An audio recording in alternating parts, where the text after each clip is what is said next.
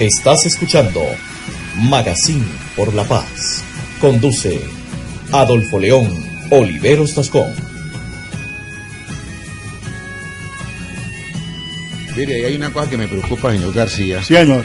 ¿Cómo le parece que por esos discursos irresponsables de algunas personas que son enemigos del proceso de paz, van asesinados 13 líderes después de la firma del acuerdo de paz? O sea, del 24 de agosto al día de hoy han asesinado a 13 líderes.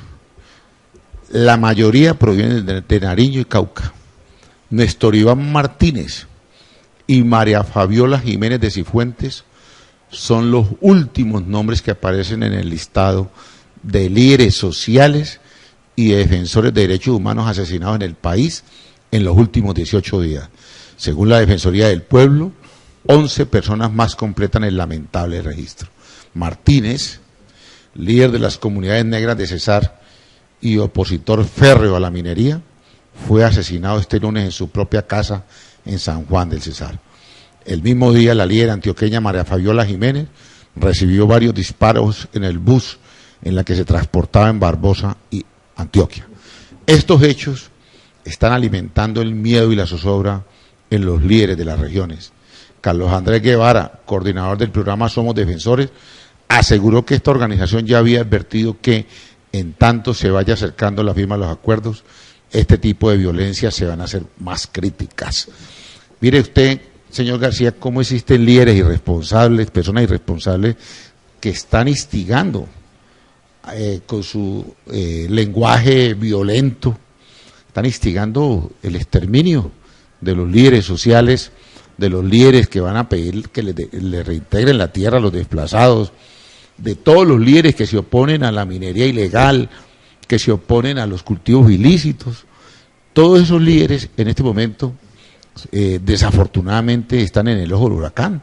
El gobierno va a tener que tomar medidas muy fuertes de protección, porque mire, en menos de 18 días han asesinado 13 líderes, miserablemente.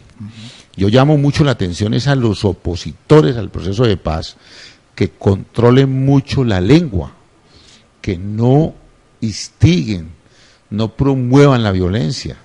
No es necesario plantear violencia para oponerse al proceso de paz. Hay que hacer como hizo el doctor Germán Vargas, que en su momento pues algunos no lo entendieron, pueden hacer reparos si quieren, algunos hacen reparos y promueven no, otros hacen reparo y promueven el sí, como el doctor Germán Vargas. Yo me quedo con el discurso del doctor Germán Vargas, porque es que me parece que entre colombianos podemos diferir de cosas.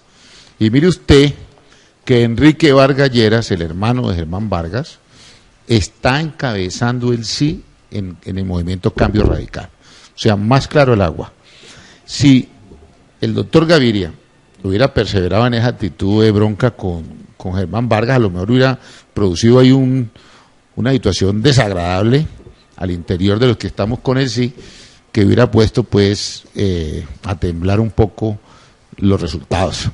Afortunadamente, a tiempo, se izaron las banderas, se recogieron las banderas y se entendió que entre amigos también pueden haber disidencias, pueden haber algún tipo de contradicciones, pero no necesariamente eso te convierte en enemigo.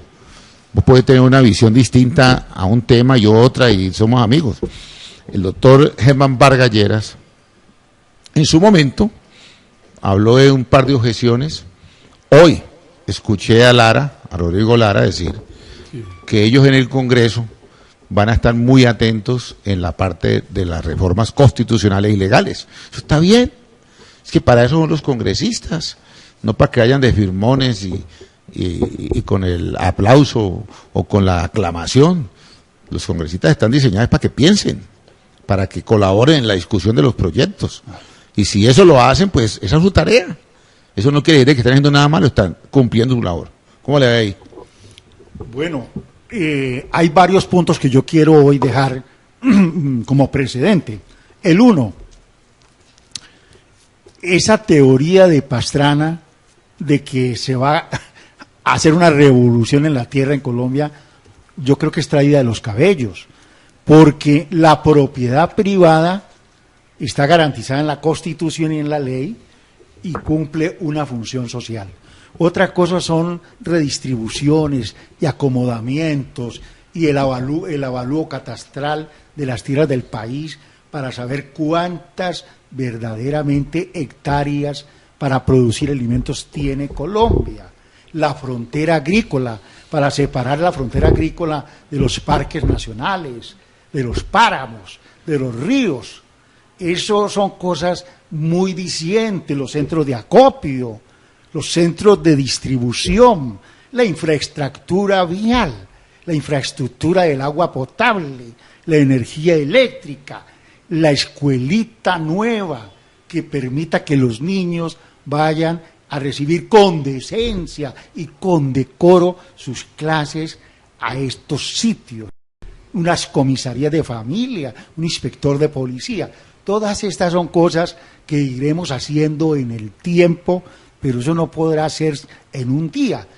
Informaba el Ministerio de Agricultura que con su presupuesto que tiene anual aprobado por el Congreso, son 8 billones de pesos colombianos los que hay que aumentar anualmente de aquí en adelante para poder impulsar actos agrarios que den confort y calidad de vida al campesino colombiano. Y mire, Arturo García, Sí.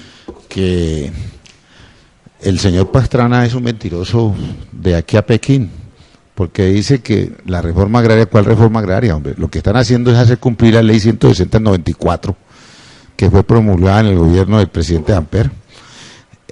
¿Qué dice esa ley? Muy sencillo. Esa ley dice que los baldíos son para los campesinos y que la unidad agrícola familiar es para la familia campesina.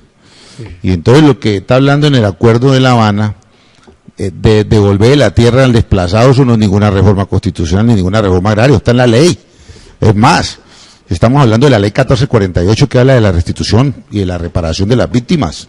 Estamos hablando de la ley 160/94. Entonces este señor Pastrana cree que es que la gente no se da cuenta de nada.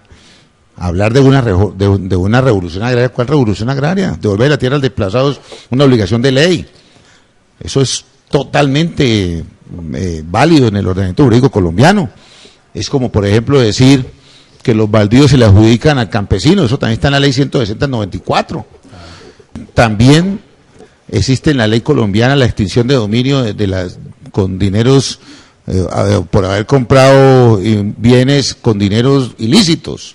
Claro. Eso existe, eso no hay que hacer revolución para eso. Claro. Hay extinción de dominio para los bienes de los capos. Claro. Y entonces todas esas tierras, los baldíos mal adjudicados, que hay que devolverlos. Claro. Las tierras de los desplazados, que las robaron, son 7.800.000 desplazados, y el gobierno también habla de donaciones y habla de las tierras de extinción. Eso total da 7 millones de hectáreas, eso es lo que está ahí en el acuerdo.